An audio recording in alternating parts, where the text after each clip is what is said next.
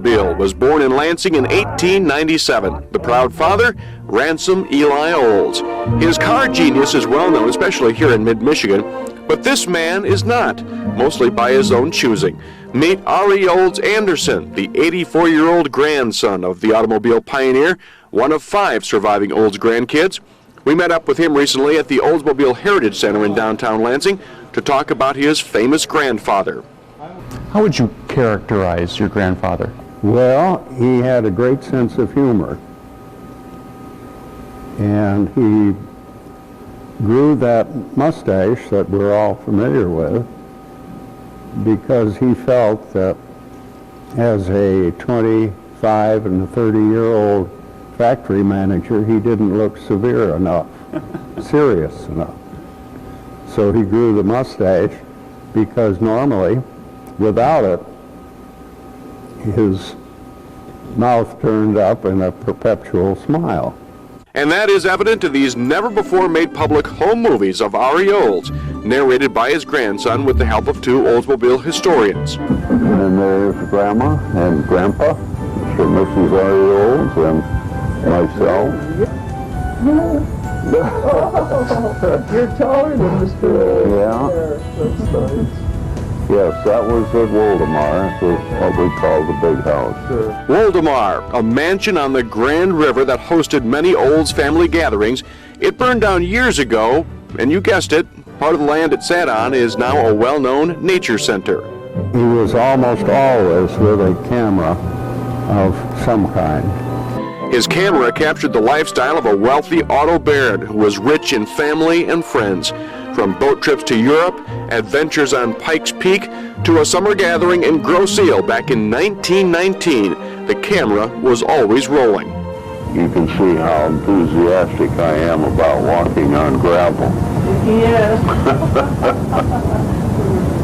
Eli Olds' camera also worked overtime in the waters around Charlevoix. My grandfather was looking for a good spot for a summer home. And he had covered all the ports and the seashore of Michigan. And Charlevoix was the only one that had a big lake behind it because his hobby was boats. He had boats built for fun and boats built for luxury. This is the Rio Mar 4, a 133-foot ship with a captain and a crew of 13. Olds Anderson says his grandfather was happiest on the water. We all got together. Now this was probably the Labor Day weekend. Yeah, that is I. Right here. Now see, there's that smile that you talked about. Yeah. And the mustache can't even cover it up. Yeah. The family pictures and home movies bring to life this family man and auto icon that Olds Anderson says he got to know best in 1950. The year Eli Olds died. Nevertheless, that's when we would discuss on a one-to-one basis problems he might have or I might have. And by his own admission, Olds Anderson says it wasn't until 47 years later, the 100th anniversary of the Oldsmobile in 1997, that he really understood his grandfather's historical prominence. And then all of a sudden it just dawned on me that this was one of the great men in the world.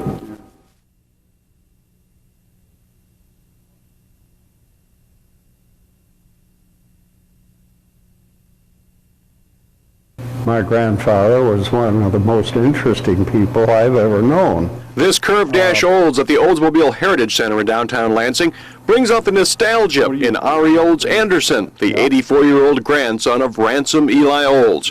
Proud to tell anyone who will listen that it was his grandfather who was the first to mass-produce and market an automobile, even though Henry Ford often gets the credit. People say, well, how come he's noted for being the first with an assembly line? Well, he just had a better PR. That's the only reason I can give. And while Olds Anderson defends his grandfather's place in automotive history, he never became part of it. I would go through the plants with my grandfather, and I knew what it was all about. But no, I was never involved in a dealership or the production or anything else. I was strictly a consumer. What Olds Anderson did share with his grandfather was a love for boats, and on the waters of Lake Charlevoix and Lake Michigan, he studied to become a certified navigator. And sure enough, when the war came along, what happened? I ended up teaching navigation. Well, air navigation isn't much different than sea navigation. It's just a variation on speed, that's all.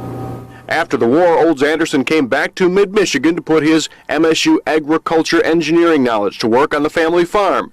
There was just one problem. I got back to Lansing, and I found out that the family had sold all the farm tools, the tractors, the combines, everything that goes to make up a farm. So instead, he went to work for his father at the Olds Hotel, now the Romney Building across from the Capitol. Coincidentally, he now works right next door in the Michigan National Bank Tower as president of Ransom Fidelity, a company that gives financial support to the less fortunate. Nothing is given away. It's a hand up, not a hand out. He's here 5 days a week, surrounded by some of the things that were part of his grandfather's world. Yeah, way up here. And when you land on the subject of General Motors' decision to eliminate the Oldsmobile nameplate, Olds Anderson has a definite opinion. I'm sorry to see it go, because it's got a wonderful reputation, and they're just trashing it.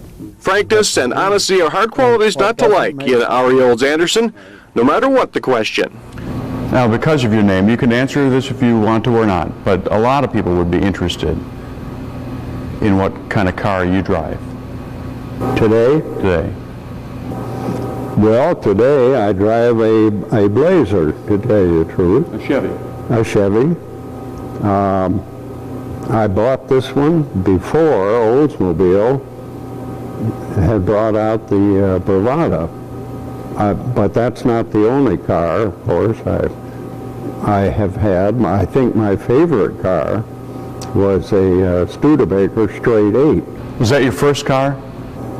Yeah, And what did your grandfather think of that? not much. No, as he was in Florida, and he sent me a telegram to the effect that if I didn't think any more of the Lansing Oldsmobile agency than to go out and buy a Studebaker, then he was going to have words to this effect. He was going to have my head examined.